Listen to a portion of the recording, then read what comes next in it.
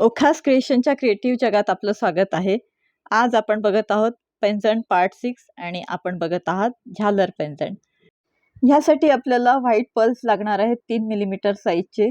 आपण छोटे साईजचे येलो बीड्स घेतलेत 11x0 साईजचे. रेड क्रिस्टल बीड्स लागणार आहेत 6 mm साईजचे. नायलॉन वायर आपण नेहमीच वापरतो, अतिशय थिन अशी 0.11 मिलीमीटर थिकनेसची. आणि आपली जी सुई असते ती नेहमीच असते साईज 12 म्हणजे 12 साईजची सुई आपण वापरतो. तर इथे आपण 6 व्हाईट पर्ल्स पासून सुरुवात केलेली आहे.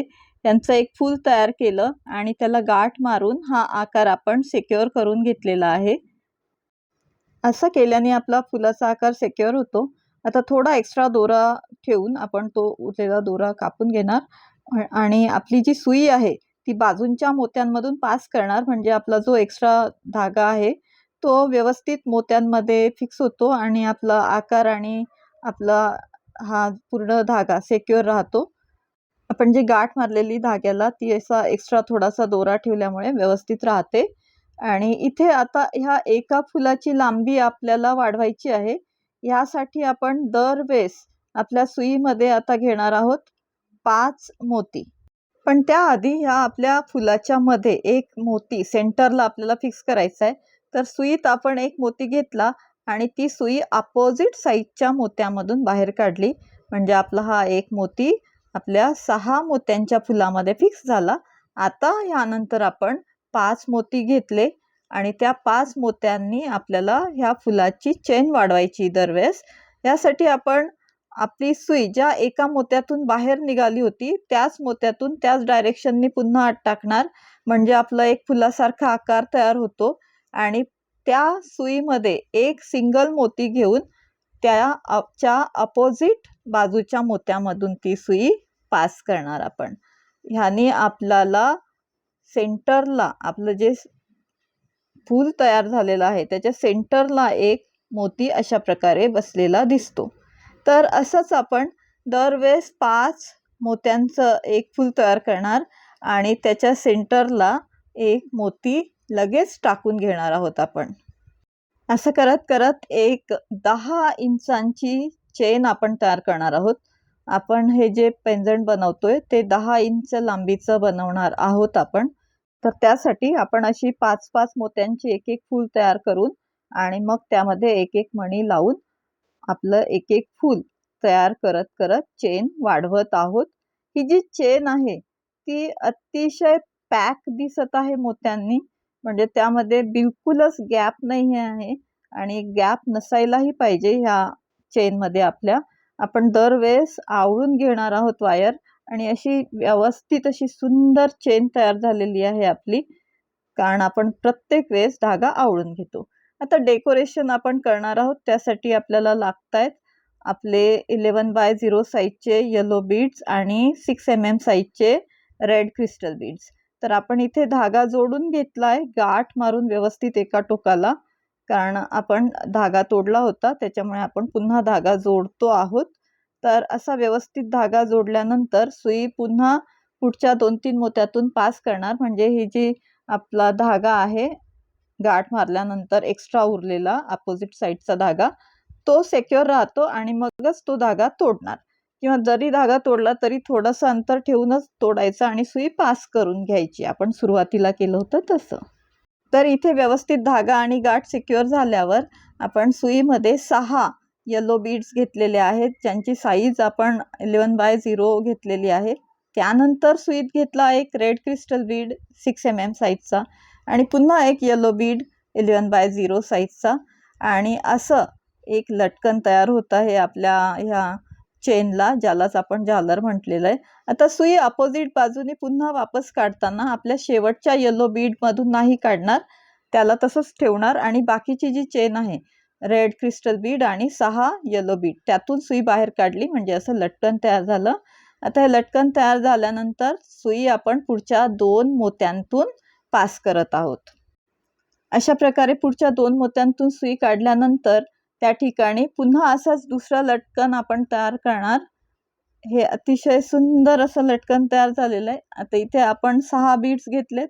आपण आपल्याला जेवढं लांब पाहिजे हे लटकन तेवढे लांबीचे बीड्स आपण घेऊ शकता. म्हणजे मी 6 घेतले तर तुम्ही 10 बीड्स, 8 बीड्स जेवढी लांबी पाहिजे त्यानुसार बीड्सची संख्या कमी जास्त करू शकता. तर पुढचं पुन्हा एक लटकन आपण बघत आहोत. 6 बीड्स येलो, त्यानंतर एक रेड आणि त्यानंतर पुन्हा एक येलो असं आपण सुईतून काढून घेतलं आणि सुई वापस टाकली आपल्या येलो पहिल्या मोत्यातून नाही, तर त्यानंतरचं जे रेड आणि आपले पिवळे मणी आहेत त्या मण्यांतून फक्त आपण सुई बाहेर काढली आणि पुन्हा पुढच्या 2 मण्यांतून सुई पुढच्या जागेवर आणली जिथे आपल्याला तिसरं लटकन करायचं आहे. तर दरवेळेस आपण असंच करणार आहोत. आपले 6 येलो बीड, एक रेड क्रिस्टल बीड आणि पुन्हा एक येलो बीड आणि सुई वापस काढताना समोरच्या एका येलो बीडला सोडून बाकीच्या मण्यांतून सुई बाहेर काढणार. असं करत करत ही पूर्ण झालर आपण ह्या पूर्ण चेनवर तयार करणार आहोत. आपण ज्याला पायल किंवा पैंजण म्हणतो, हा 8000 वर्षांचा इतिहास असलेला आपला भारतीय पायात घालण्याचा दागिना आहे आणि ह्याचा उगम हा सिंधू संस्कृती आणि प्राचीन इजिप्तमध्ये झाला असे म्हटले जाते. सुरुवातीला हे जे पैंजण किंवा पायल आहे ते शंख आणि मण्यांपासून तयार केले जायचे. म्हणजे ह्यांचे जे डिझाईन्स असायचे ते शंख आणि मणी वापरून केलेले असायचे आणि असे ते विकसित होत होत आपल्या भारतीय संस्कृतीमध्ये जे आपण चांदीचे नक्षीदार पैंजण बघतो किंवा पायल बघतो त्यामध्ये हे रूपांतरित झालं. तर असा हा दागिना आहे ज्याला जवळजवळ 8000 वर्षांचा इतिहास आहे आणि प्राचीन भारतात ह्याला नुपूर किंवा पट्टिलू म्हणून ओळखले जायचे आणि प्राचीन काळात हे पैंजण हे वधूच्या पोशाखाचा आणि शास्त्रीय नृत्याचा एक अविभाज्य भाग होते. तर अशी ही झालर आपण पूर्ण चेनभर करून घेणार आहोत.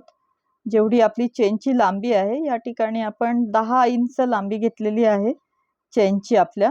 म्हणजे पूर्ण 10 इंचामध्ये आपण 2-2 मोती सोडून ही झालर करून घेणार आहोत. आणि ही जी मोती आहेत किंवा मोत्यांचे जे पैंजण आहेत, आपण जसं म्हटलं की पूर्वी मोत्यांचे आणि शंख शिंपल्यांचेच पैंजण असायचे. म्हणजे पूर्वीचे आपण कोणती गोष्ट म्हणतोय 8000 वर्षांचा इतिहास असलेले जे पैंजण आहेत त्या काळात, त्या प्राचीन काळामध्ये जेव्हा हा पैंजणचा उगम झाला तेव्हा हे शंख किंवा मोती ह्यांचेच बनलेले असायचे. नंतर भारतीय संस्कृतीमध्ये आपण त्यांना चांदीचे पैंजण म्हणून वापरू लागलो. तर असेच हे मोत्यांचे पैंजण आपण करत आहोत आपल्या पैंजण ह्या सिरीजमध्ये. जी आपण महाराष्ट्रीयन मोत्याचे दागिने ह्या सिरीजचाच एक भाग आहे पैंजण ही सिरीज. आणि महाराष्ट्रीयन मोत्याचे दागिनेमध्ये अशीच मोत्यांची वेगवेगळी डिझाईन्स आपण बघतो, वेगवेगळ्या दागिन्यांची. आपण पैंजण ह्या सिरीजच्या आधी ठुशी ही सिरीज बघितली आणि त्या ठुशी सिरीजमध्ये ठुशीची 10 डिझाईन्स बघितली. आपण असं म्हटलं होतं की आपण हे जे पैंजण करणार आहोत ते कोणत्या ना कोणत्या ठुशीवर मॅचिंग होतील आणि तुम्हाला कमेंट करायलाही सांगितलं होतं की प्रत्येक डिझाईन कोणत्या ठुशीवर मॅचिंग होईल बरं, हो की नाही. तर नक्कीच कमेंट करा. पूर्वीचे भाग जर बघितले असतील तर ते बघून सांगा की हे पैंजण कोणत्या बरं ठुशीवर मॅचिंग होईल. मला असं वाटतं, माझं असं मत आहे की आपण जी झालर ठुशी केली होती आपल्या ठुशी या सिरीजमध्ये त्या झालर ठुशीवर हे पैंजण मॅचिंग होईल असं मला वाटतंय. कारण त्या झालर ठुशीमध्ये सुद्धा आपण आपल्या लाल आणि केशरी रंगाची झालर दिली होती आणि या पैंजणला सुद्धा आपण लाल आणि येलो रंगाची झालर दिली. म्हणजे आपण जी झालर ठुशी बनवलेली आहे त्यावर हे पैंजण नक्कीच मॅचिंग होऊ शकतं. आपल्याला काय वाटतं हे कमेंटमध्ये लिहा. आणि ह्याच्या आधीची सुद्धा जी आपण पैंजणची डिझाईन्स बघितली ती कोणत्या कोणत्या बरं ठुशीवर मॅचिंग होतील ते शोधून काढा आणि कमेंटमध्ये लिहा. म्हणजे आपल्याला सगळ्यांनाच कळेल की आपल्या प्रत्येक ठुशीवर आपण मॅचिंग पैंजण स्वतः घरच्या घरी बनवून आपल्या पोशाखाची शोभा अजूनच वाढवू शकतो. कारण हे जे झालरवाले पैंजण आहेत ते पायात घातल्यावर अतिशय सुंदर दिसणार आहेत. कसे दिसणार आहेत ते आपण पुढे बघणारच आहोत. तर आतापर्यंत जर आपल्याला हे डिझाईन आवडलं असेल तर ह्या व्हिडिओला लाईक करा आणि आपलं ओखास क्रिएशन ह्या चॅनलला सबस्क्राईब करा. आणखीन कमेंटमध्ये लिहा की ह्या आपल्या पैंजण सिरीजनंतर आपल्याला कोणत्या दागिन्यांची सिरीज बघायला आवडेल. कारण आपण प्रत्येक सिरीजमध्ये त्या दागिन्याची 10 डिझाईन्स बघतोय आपल्या महाराष्ट्रीयन मोत्याचे दागिनेमध्ये. तर आपण जेही सुचवताय त्यानुसारच आपण पुढची सिरीज करत आहोत. पैंजण ही सिरीज आपण सुचवली होती, त्यामुळेच आपण इंट्रोड्यूस आणलेली आहे. आणि पुढे सुद्धा आपण जी सिरीज सुचवाल ती सिरीज आणूया. तर इथे आपली रेड अँड येलो बीट्सची झालर कंप्लीट होत आलेली आहे. आपण शेवटचं लटकन करत आहोत. हे शेवटचं लटकन केल्यानंतर आपण व्यवस्थित गाठ मारून घेणार आहोत ह्या धाग्याला आणि हा धागा आपण लगेच तोडत नाही. इथे बघू शकता आपण ही जी झालर आपली आहे येलो आणि रेड बीट्सची, अतिशय सुंदर त्याला लुक आलेला आहे पैंजणला. इथे आपण गाठ मारल्यानंतर आपली सुई ही पुढच्या मोत्यांमधून पास करणार आहोत.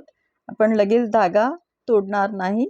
असा धागा पुढच्या मोत्यांमध्ये पास केल्यामुळे आपल्याला एक मजबूती राहते ह्या दागिन्याला, त्या गाठीला आणि त्या दोऱ्याला.